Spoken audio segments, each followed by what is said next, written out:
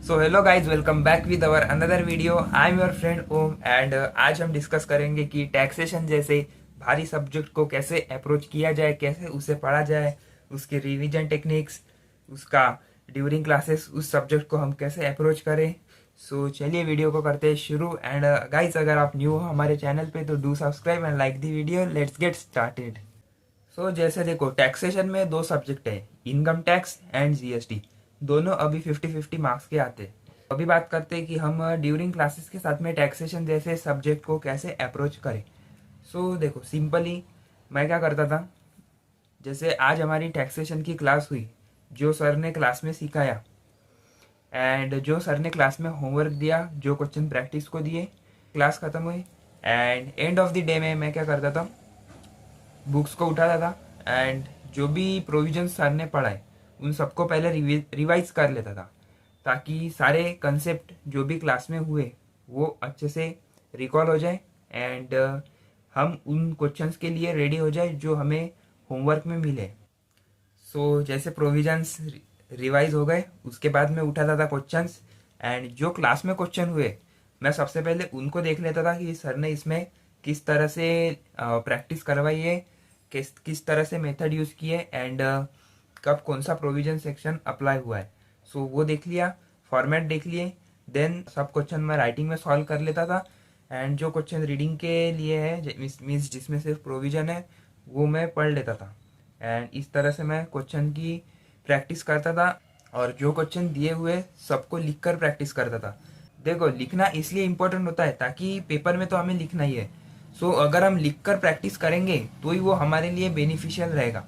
सो अब बात करते हैं कि हम रिवीजन कैसे करें। सो देखो, रिवीजन के लिए आप यूज़ कर सकते हो अपने अपने फैकल्टीज़ के रिवीजन लेक्चर्स, ताकि हमारे जितने भी कंसेप्ट है वो सारे अच्छे से रिकॉल हो। रिवीजन फेज में हमें जैसे टाइम मिलता है हम तब उठाते हैं, तो इसलिए आप रिवीजन लेक्चर्स का यूज़ करो, ताकि आप अच्छे से रिकॉल हो जाए आपके कंसेप्ट एंड अच्छी अंडरस्टैंडिंग आ पाए रिवीजन के टाइम पे।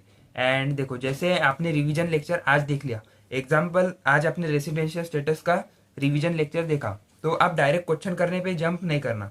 आपको क्या करना है, जैसे रिवीजन लेक्चर कंप्लीट हुआ, देन आपको करनी है जो आपने रिवाइज किया क्लास में, उनको आपको करना है उसे सेल्फ रीडिंग। जब आप रिवीजन लेक्चर देखोगे, उसके बाद जब आप पढ़ोगे ना, तो सिर्फ पढ़ना मत, उसे लर्न करने की कोशिश करो। उसे उस प्रोविजन पर आप एक अच्छे से अंडरस्टैंडिंग बनाओ, उसे रट्टा मारो, क्योंकि देखो थोड़ी तो उसमें लॉ की लैंग्वेज लगेंगी एंड इनकम टैक्स हो या जीएसटी, आपको थोड़ी उसमें लॉ की लैंग्वेज यूज़ करनी होगी, जिस तरह आईसीए एक्सपेक्ट करेगा हमसे। क्योंकि देखो, ये दोनों सब्जेक्ट है भले ही प्रैक्टिकल, लेकिन जब हम नोट्स बनाएंगे, हम जीएसटी में रीमार्क्स लिखेंगे, तो उसमें थोड़ी सी लॉ की लैंग्वेज आनी चाहिए। जब तक आप खुद से रीड नहीं करोगे तब तक उस रिवीजन लेक्चर का कोई फायदा नहीं, क्योंकि आपने फैकल्टी से तो समझ लिया कि क्या प्रोविजन है, क्या कंसेप्ट है, लेकिन अभी आपको वो खुद से पढ़ के हमारे ब्रेन में उतारना पड़ेगा। इसलिए जैसे क्लास होता है आपको खुद से रिवीजन करना है एंड उसके बाद आपको जाना है क्वेश्चन प्रैक्टिस की तरफ। एंड आपके जितने भी क्वेश्चंस है बुक में, जो भी क्लास में सॉल्व हुए, होमवर्क में मिले, वो सारे क्वेश्चंस को आपको करना है लिखकर प्रैक्टिस।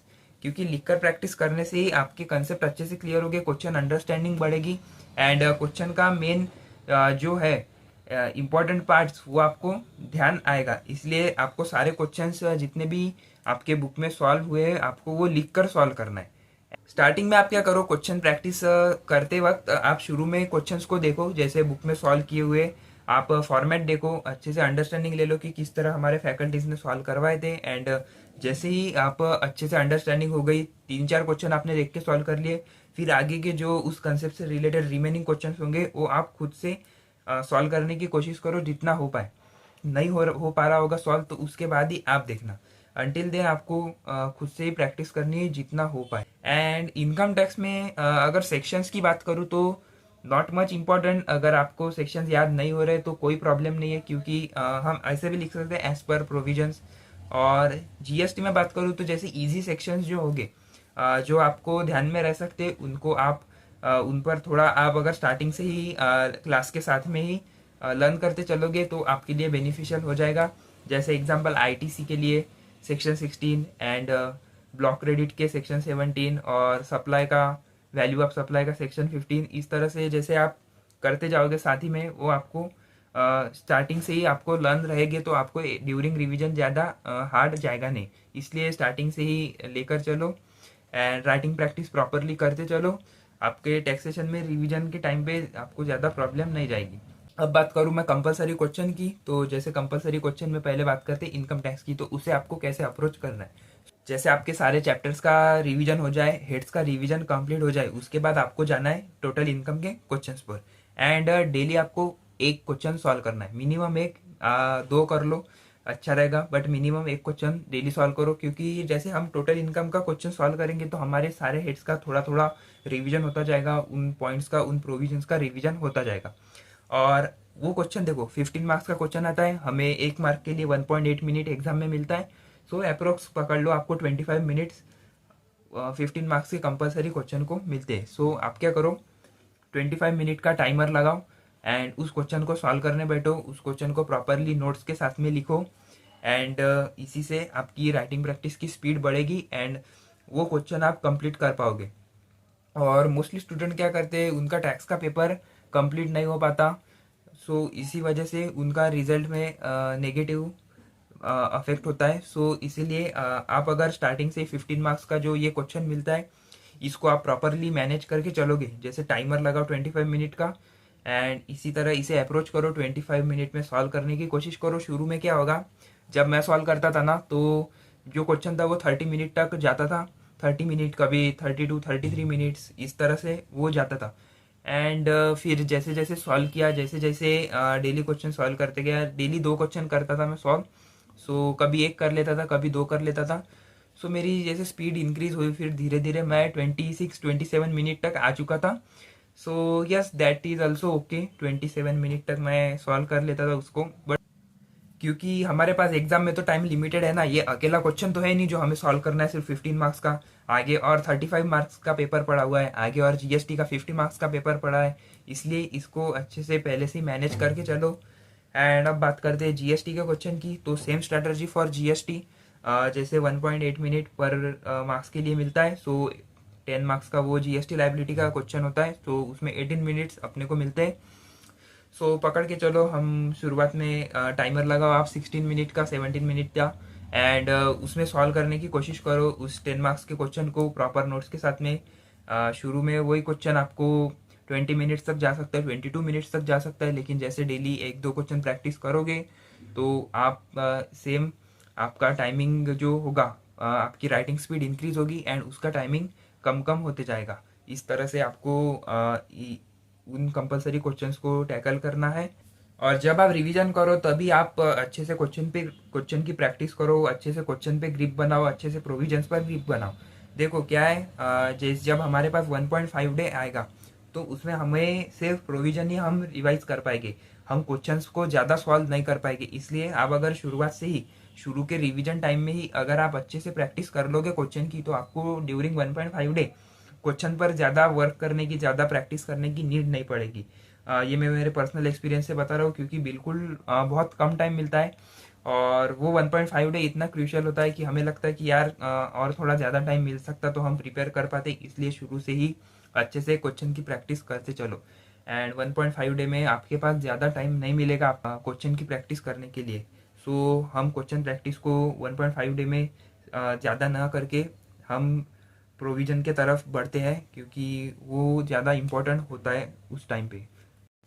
और बहुत लोग कंफ्यूज होते हैं कि हम पेपर में पहले जीएसटी करें या फिर डीटी करें। सो मेरा आंसर होगा, अभी उसके बारे में ना सोच के किसी एक पेपर को अपनी स्ट्रेंथ बनाओ। जैसे इन माय केस मैंने जीएसटी को अच्छे से प्रिपेयर किया था, उसको मेरी स्ट्रेंथ बनाई थी, क्योंकि जीएसटी में मुझे इजी चलता था एंड ये स्टूडेंट टू स्टूडेंट डिपेंड करता है। जैसे मोस्ट ऑफ दी स्टूडेंट को जीएसटी इजी जाता है एंड कोई कोई स्टूडेंट ऐसे होंगे जिनको दोनों सब्जेक्ट इजी जाते होंगे।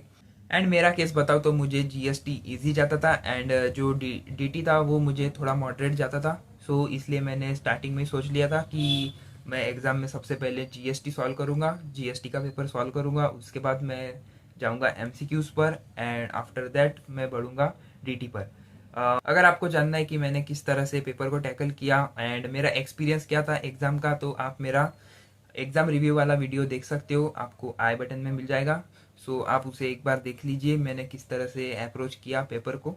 सो आपको क्लियर हो जाएगा।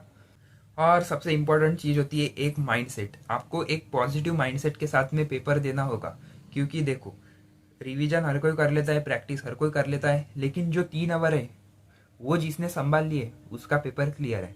आप जैसे कभी क्या हो जाता है अमेंडमेंट पर कभी टफ क्वेश्चन आ जाता है एंड समटाइम्स हमारा माइंड ब्लैंक हो जाता है, तो उस टाइम हम खुद को कैसे मैनेज करें, खुद को कैसे काम करें। सो देखो मेरे पास मैं क्या करता था। सो 1:30 PM को हम एग्ज़ाम के टाइम पे क्लासरूम में गए एंड अराउंड जैसे बैग वैग निकाली, हमारा लेटर पैड स्टेशनरी वो सब निकाल लिया, कैलकुलेटर पेन्स सब प्रॉपरली, एंड उसके बाद क्लासरूम में गए। और जैसे जितना भी टाइम मिलता था, जैसे 1:45 को हमें पेपर मिलता है, सो जो टाइम होता था क्लासरूम में गए, वो टाइम से लेके जो 1:45 तक टाइम होता था ना, मैं उसमें खुद को एक ऐसा शांत करता था, खुद के ब्रेन को शांत करता था।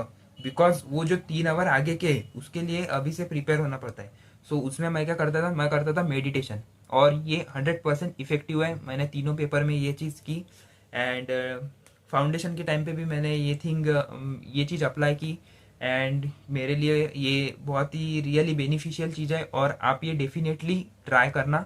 एंड जैसे हमें क्लासरूम में गए उस टाइम से लेके 1:45 PM तक थोड़ा शांत बैठ जाओ एंड कहीं मत देखो, आईज क्लोज कर लो एंड खुद को काम करो, खुद को शांत करो। बिकॉज वो आगे के जो 3 आवर है उसमें हमें अच्छे से परफॉर्म करना है, तो हमारे माइंड को उतना रिलैक्सेशन मिलना चाहिए, उतना शांति मिलनी चाहिए, इसलिए ताकि फिर हम जो 3 आवर आएंगे उसमें हम खुद को अच्छे से परफॉर्म कर सकते हैं। और फिर बाद में जो 15 मिनट का हमें रीडिंग टाइम मिलता है, तो सबसे पहले हमें मिलता है डिस्क्रिप्टिव पेपर। सो जैसे हमें डिस्क्रिप्टिव पेपर मिला, तो सबसे पहले जो आपने सोचा था कि आपको जीएसटी करना है या फिर डीटी, उसे ओपन करो एंड देख लो कि आपको किस तरह से उसमें क्वेश्चन आया है। कंपलसरी क्वेश्चन बाद में आकर देख लेना, क्योंकि कंपलसरी क्वेश्चन तो करना ही है। सो सबसे पहले जो ऑप्शनल क्वेश्चन हो गए उनको देख लो। सो जीएसटी एंड डीटी के ऑप्शनल क्वेश्चन देखने के बाद आपको आना है कंपलसरी क्वेश्चन पे, एंड मेरे केस में वो जीएसटी था, किसी के केस में इनकम टैक्स हो सकता है। एंड फिर मैंने क्या किया था, जैसे क्या इनपुट टैक्स क्रेडिट निकलेगा एंड क्या आउटपुट सप्लाई इनपुट सप्लाई, वो मैंने देख लिया था कि क्या ऐड होगा और क्या लेस करना पड़ेगा। आरसीएम में वो देख लिया था। इस तरह से मैंने उस क्वेश्चन को उस 3 से 4 मिनट में मोस्ट ऑफ दी सॉल्व कर लिया था, ताकि बाद में जैसे मेरे हाथ में पेपर आए लिखने के लिए, जैसे आंसर शीट मिले, मैं उसमें जल्दी से लिख पाऊँ एंड मेरा ज़्यादा टाइम वेस्ट ना हो। क्योंकि देखो जैसे इनकम टैक्स के पेपर में क्या होता है, दो हमें पेपर मिलते हैं ना, मीन्स दो आंसर शीट मिलती है, तो वो हमें दोनों आंसर शीट को फिल भी करना होता है, इसलिए हमारा 1 से 2 मिनट थोड़ा ज़्यादा जा सकता है। सो वो प्रोसेस को आप जल्दी करके एंड फिर स्टार्ट कर देना अपनी आंसर राइटिंग। सो कोई कोई इनकम टैक्स को, जो इनकम टैक्स का कंपलसरी क्वेश्चन है वो पहले कर लेगा उस 3 से 4 मिनट में। किसी के केस में जीएसटी लाइबिलिटी का क्वेश्चन हो सकता है। सो इस तरह से आपको ड्यूरिंग एग्ज़ाम करना होगा। सो यही थी मेरी टैक्सेशन की स्ट्रेटजी, एंड इस तरह से मैंने इस सब्जेक्ट को अप्रोच किया, सॉल्व किया। एंड आपको वीडियो कैसा लगा, tell me in the comments and do like and subscribe. और गाइज जैसे हमारे 700+ सब्सक्राइबर हो चुके हैं, एंड मैं चाहता हूँ कि जल्दी से जल्दी हमारे 1K सब्सक्राइबर कंप्लीट हो जाए। सो सब्सक्राइब कीजिए एंड उस 700 को जल्दी से हम लेके जाएंगे 1000 तक। So see you in the next video guys.